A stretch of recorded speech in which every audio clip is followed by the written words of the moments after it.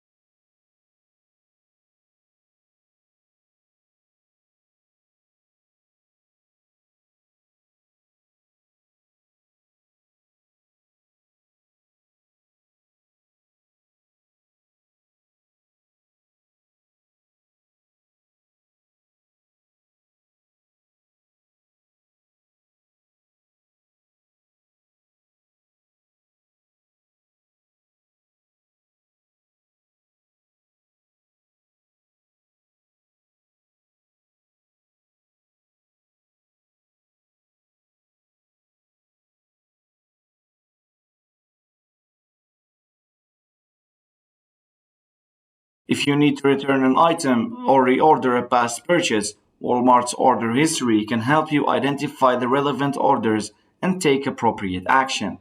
By following these steps, you can easily view your purchase history on Walmart and keep track of your past orders. Thanks for watching, and don't forget to subscribe.